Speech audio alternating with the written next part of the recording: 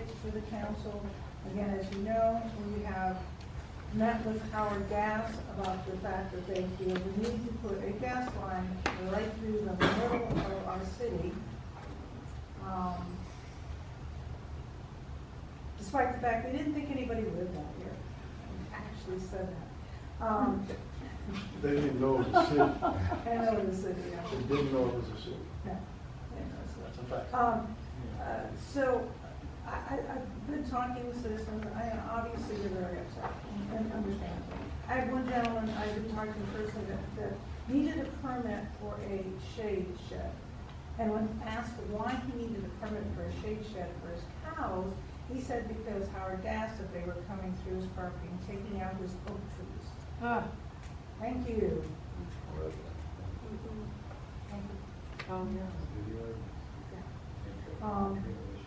you.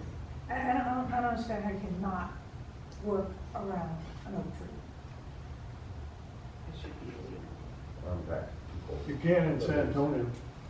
You have to replace that, whatever that oak tree, because they take GPS. How do you do it? I'll tell you how they do it.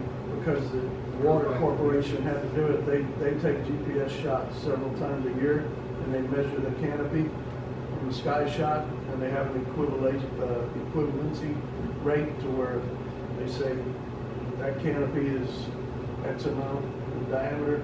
It's going to take you 50 smaller oak trees to replace. I appreciate that information. But it doesn't do any good here. Well, If you sure, ask- Yeah, is it a San Antonio ordinance? Yes, That's why we have ordinances and stuff like that. Public service got hit hard up on 281 north of 1604 back in the 90s, clearing land before we went to construction on the expansion, and they got charged for, 18, 20-inch oak trees. It was a big deal. Yeah, that's a big deal in San Antonio. Well, I will share that with Mr. Lopez, who's helping him with the permit process, and will, maybe Mr. Lopez might want to talk. And in this case, where the East Central Water Building is a new one, that's not even San Antonio, it's in San Antonio's ETJ, on the very end of it. They got fined because they knocked down mesquite trees. Maybe we could have some people look into something. Not I don't know if it would take effect now, because they're Not starting, or. not oak trees, mesquite trees. Yeah, just keep trees. Yeah, absolutely. Yeah. Anything we can do to help the citizens, and to lower the devastating effect this has on the city, have the absolute effect, I'm They sure. Well, can force the yeah. bore underneath the tree and not take the tree out to go through. These guys are just gonna plow But straight you through. gotta keep in mind that it was discussed in great detail at the town hall meeting at the elementary school. At the end of the day, that's probably gonna be a one-on-one discussion with the landowner, because they can hold out for those types of things, or at least get a reimbursement. And I know that we can't affect what they're gonna do, and frankly, the conversation between the landowner and Howard Energy is those conversations. But anything that maybe the city can do to educate the landowner to their rights, to help them with it, is doing what we can. And if there's things out there that they could potentially do, obviously we can't represent them, but if there's stuff like this, yeah, let's share it with them. Because when I went to the Texas Municipal League, I brought this up, their attorneys up there, and they're saying it's gas and oil. Yeah. It's like the most powerful thing in Texas. Unfortunately, I actually thought cattle was the Would be most more- important more. thing in Texas. Yeah, but one's going this way, and the other one's going. If you ever watch Johnny, the same thing, you gotta look for it. So I don't have anything new from Howard, and again, one of the things that we had asked was, please keep us informed, we want to know what's going on.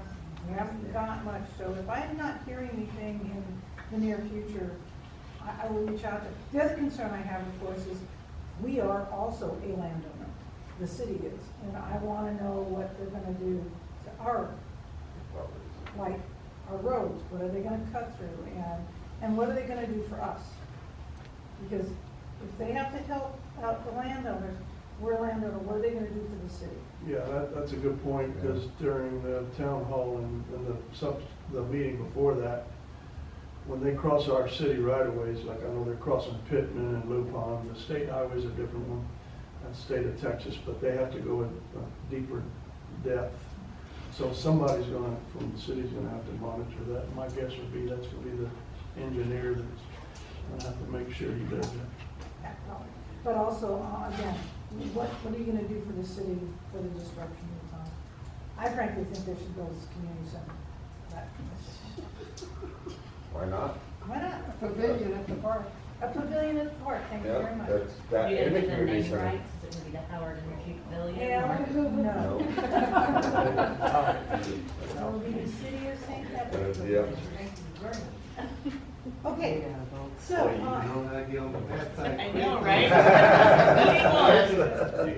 Day 4. there you go. And you just, So, don't be a utility person right now. Okay, so I think we've made a new record here, and getting through this. Any announcements for the good of the, yes ma'am, Ms. McCollum? We have bingo at the Legion Hall this Sunday, doors open at 2, games start at 3. And then on October the 19th is the Legion's Turkey Dinner. Hope to see you all there participating in that. Thank you. Are you doing a trick or treat this year? We are doing trunk or treat on the Sunday before Halloween. That's this month. National Night Out? National Night Out, October 11th, Saturday, starting at 4 p.m. Yes, I know that National Night Out doesn't usually fall on the 11th, but the reason that we did a different date, sir, There was a conversation between two former employees of the city. yes, and so that decision was already made. So the thought was it being Saturday that we might, have some. There might be a little bit better attendance, but Yeah, for that. free So, food, refreshments. yeah. You all did the one last time. I thought it was very well done. It's always well attended. I don't know, but there's certainly more of them. Well, we'll take whatever we need. Yeah. We want people to come out. Marshall's office did a great job last year. Absolutely. All right, and then we have our next month's meeting. We normally do it, as you know, the first Thursday, which will be November 6th. Is that amenable for all? Anybody got a problem with that? I mean, you may not be here. Okay. We still have a quorum if everybody else appears, but would it be better for you to do it the following week? Just go with it. I've always contended that as long as we think we have a quorum, All right. we don't want to change it for the public I'm folks up there. good with that. Okay, then we'll do it on the Could we- 6th. But we've got to communicate if one of us doesn't look like we're going to make it. Yes, absolutely. Do we have to do it on that Thursday, if we could do it on that Tuesday, November the 4th, or is that? To Mr. Malady's point, is the consistency for the city. Right, I There's a lot of understand. people just say, oh, I'm done with that day, and they don't even look Look the at whole the day. page. I got it. So that would that's be. supposed to be the 6th. Yeah. It's supposed to be the 6th, yes, sir. We might be able to get here by 7 o'clock. Okay, we don't, normally, If something November, happens. December, we try not to put too much on the agenda. We've already done the taxing, we've already done the budget, we'll try not to ordinance you guys to death. I don't really see a lot of any other ordinances right in the queue, so it should be a little. This is the time of the meeting too, we talk about possible agenda items, and I asked last meeting, I get it, we're busy, but I really would like an update on the VIA. Cancel the election at least every other month because I think VIA thinks because we canceled the November election that it's gonna go bye-bye, and I, for one, think it's too much money to be taking our eyes off the target, and I would like to see maybe something happen in May, or at least talk about it. I actually apologize, I had it on the city manager's report and I forgot to mention it. I do have an update on it.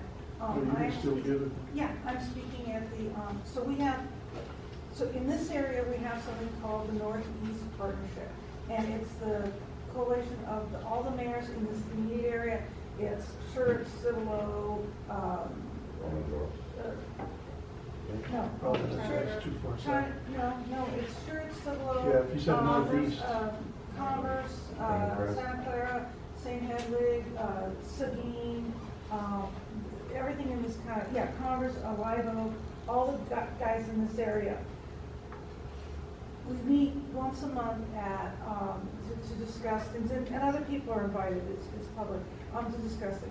We also have a equivalent of that in Bear County, it's called the Suburban Cities Meeting, and that's when all the mayors of the suburban cities in Bear County meet, and that also is us, but it's also like Sandy Oaks and Balcony Heights and all the little suburban cities.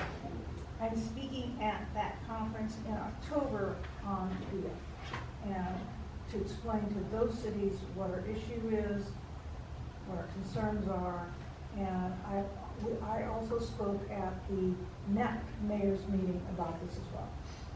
So I'm trying to get this word out as much as I can about the fact that this is a legislative deal that is killing little cities like ours with being taxed for services you're interested in. And my hope is that I can get enough of the grassroots movement, I can get not only those cities to help join in the call to our congressman to change that legislation that penalizes us for being a member of the VIA MTA when we're not getting any services. So, and if you go that route, I'm gonna go to Congress, men that represent us, again, to try to get change. And if I can't do that, I'll go to the meeting. Have you reached out to Don Campbell or State Rep? Don Campbell and on 3 or 4 hours, yeah. You did?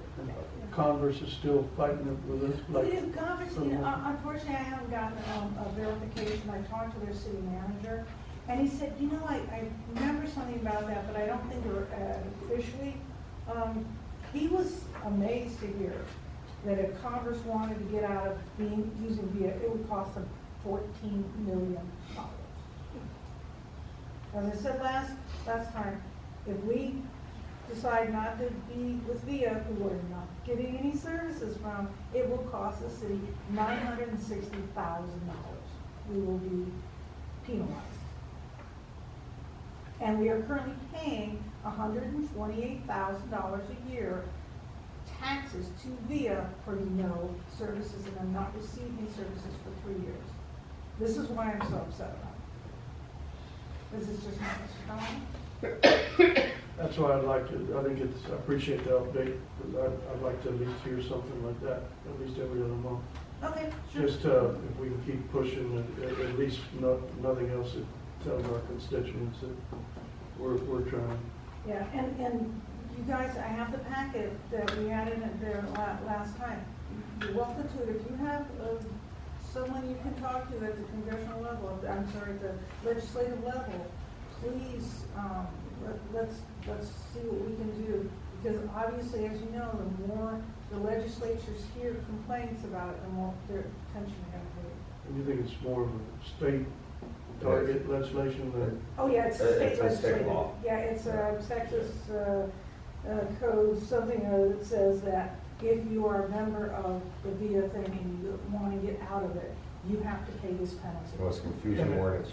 And I get that, but they said because we had the election in '88, supposedly there was some fine print that went into that election. And that's why we can't get out of it. That's what was. Correct. If you read the So, ordinance, I don't know it- why the state legislation, something new would change something that they're holding us accountable to that happened in an election in 1988. Yeah, I don't believe that legislative rule was in place Right, in that's my 1988. point. So, Right, yeah. they keep adding to it, so it supersedes the It previous. supersedes, it's like Right. that. And then, so the way they come up with the number is, it's really confusing, but it's like what their budget is this year and their future projects budget divided by a certain amount of numbers, and then that's what you will. Right. Who came up with that? So, I would guess, yeah. so I've been a little adamant that tax dollars at work should work. And I am gonna bring it up a lot at the TML at the end of the Good, month. thank you. Yes. Thank you. So, All right, then if we have nothing else and we have agreed upon our, we have no, open, closed session items, then, we're adjourned. There we go. Out.